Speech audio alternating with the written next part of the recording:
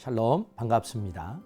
하나님의 말씀은 고린도전서 15장 10절의 말씀입니다. 그러나 내가 나 된 것은 하나님의 은혜로 된 것이니 내게 주신 그의 은혜가 헛되지 아니하여 내가 모든 사도보다 더 많이 수고하였으나 내가 한 것이 아니요 오직 나와 함께 하신 하나님의 은혜로라. 아멘. 12월 3일 일간신문 헤드라인에 아주 큼지막하게 사진이 하나 실렸는데 31살 된 아주 앳된 젊은이의 사진이 실렸습니다. 이 젊은이의 이름은 마크 주커버그라고 하는 페이스북의 회장이 되는 사람의 얼굴입니다. 이 마크 주커버그는 맥스라고 하는 딸을 얻었습니다. 아마 굉장히 기뻤겠지요?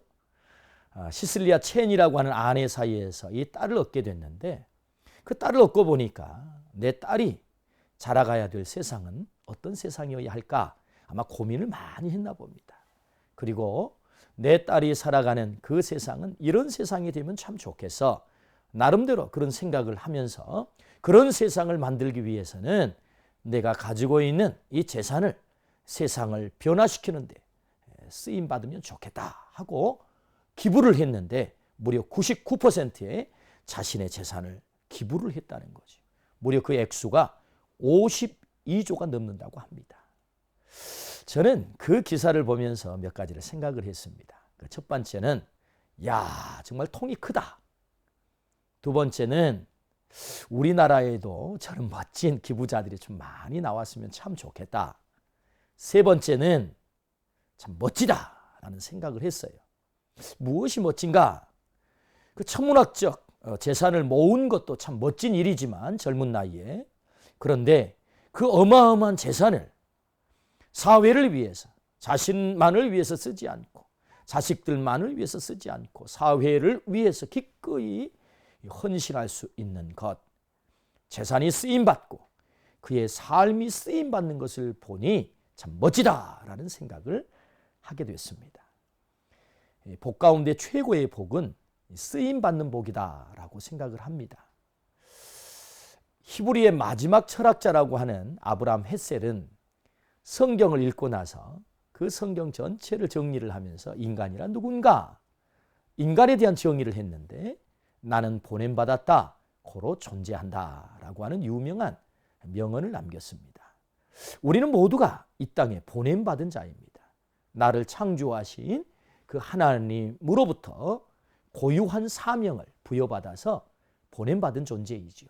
그러므로 그 사명을 이루어가기 위해서 쓰임받는 것, 나를 보내주신 그분에게 쓰임받는 것이야말로 내 인생의 궁극적인 성공일 것입니다. 그러므로 복 가운데 최고의 복은 멋지게 쓰임받는 것입니다. 우리의 소유도 쓰임받고 우리의 달란트도 쓰임받고 우리의 몸도 쓰임받는 그 쓰임받는 것이야말로 진정으로 복이라 말할 수 있지요. 성경에는 멋지게 쓰임받는 인물들이 참 많이 등장합니다. 그 가운데 정말로 한 사람을 꼽아보라고 한다면 저는 주저없이 바울 사도를 꼽을 수 있겠습니다. 바울 사도는 정말 멋지게 쓰임을 받았는데 신약 성경 27권 가운데 무려 13권을 기록할 만큼 하나님께 쓰임을 받았던 사람이고 1차, 2차, 3차, 4차에 걸쳐서 선교 여행을 통해서 아시아, 유럽, 세계 심장이었던 로마까지 그리고 세계를 선교하는데 그 기틀을 놓는 데 쓰임받았던 사람이 바울입니다. 그런데 이 바울은 사실은 쓰임받기에 적당하지 않았던 사람입니다. 맨 나중 만삭되지 못한 자 같았던 그가 하나님께 붙들림을 받아서 기꺼이 쓰임을 받았을 때 그런 사도가 되었고 그리고 이 땅을 변화시키는 위대한 일에 쓰임받은 것이죠. 그는 고백합니다. 내가 다른 사람보다 더 많이 수고했지만 내가 한 것이 아닙니다. 하나님이 하도록 하셨습니다. 이것이 그의 고백입니다.